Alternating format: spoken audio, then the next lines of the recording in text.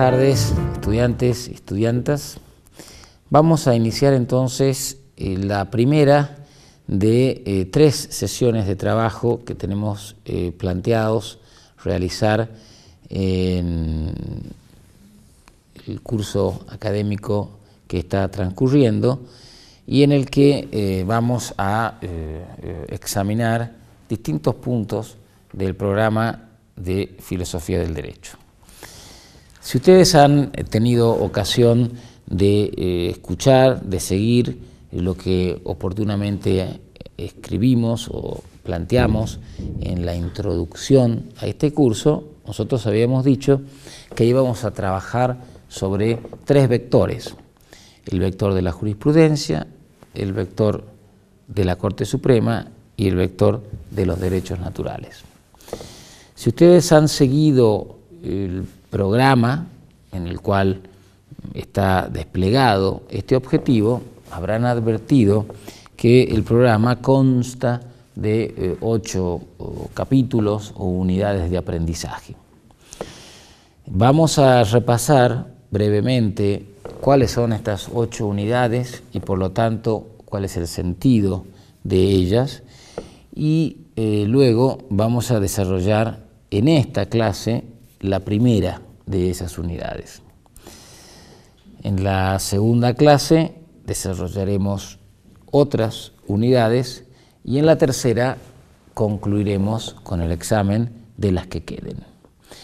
De modo que en el curso de esta primera clase vamos a hacer un repaso general del contenido de la asignatura para que ustedes tengan una visión de conjunto de la misma.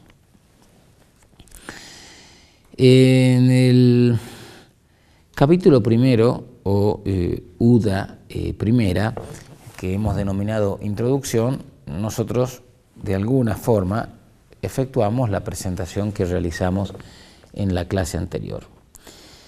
Luego nos interesa plantear la cuestión de la jurisprudencia de la Corte Suprema sobre el derecho natural desde, podríamos denominar, una triple consideración.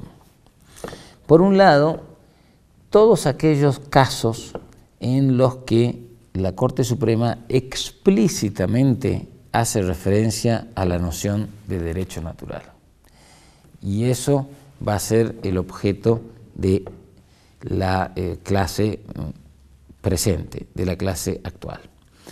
Pero también notamos que la jurisprudencia de la Corte emplea una noción que a nuestro juicio es sinónima a la de derecho natural, pero que no hace uso de esa semántica, de esa expresión derecho natural, sino que, por el contrario, alude a una denominación implícita de derecho natural, es decir, conceptualmente semejante, pero que acude a otra semántica, a otra terminología. Esto es importante y tiene que ver con lo que podríamos denominar algunas críticas que se han planteado a la noción de derecho natural. Hay alguna jurisprudencia, hay algunos jueces jurisprudenciales que se resisten a emplear la expresión derecho natural por cuanto consideran que se trata de una doctrina filosófica no compartida por todos los doctrinarios y que por tanto podría dar lugar a interpretaciones equivocadas. Prefieren entonces hacer referencia a los derechos constitucionales tal y como estos están receptados en nuestro texto constitucional. Estos serían entonces las 3 consideraciones teóricas sobre las que se estructura este programa. En primer lugar, repito, aquellos casos en los que la jurisprudencia de la Corte expresamente hace referencia a la idea de que existen derechos naturales.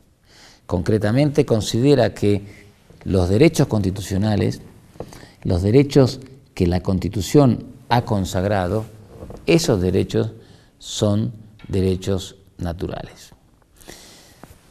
Un segundo módulo, un segundo esquema de trabajo es que existen expresiones, existe una semántica que viene a decir lo mismo, exactamente lo mismo, pero que no se emplea la expresión derecho natural. Se emplean otras expresiones, derechos esenciales, derechos inherentes, derechos sustanciales, derechos fundamentales, derechos preexistentes, derechos anteriores, todas expresiones que, en mi opinión, dicen exactamente lo mismo que la expresión derechos naturales.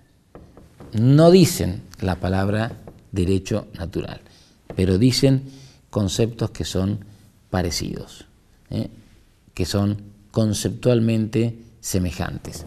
Por eso es que aludimos a un derecho conceptual y un naturalismo conceptual.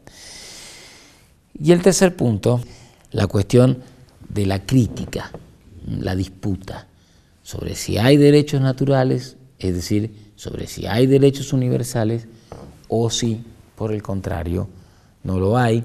Se trata de una construcción subjetiva o particular de un determinado grupo o de una determinada colectividad, incluso en un determinado momento histórico, pero que puede no repetirse en el futuro o pudo no haberse planteado con anterioridad.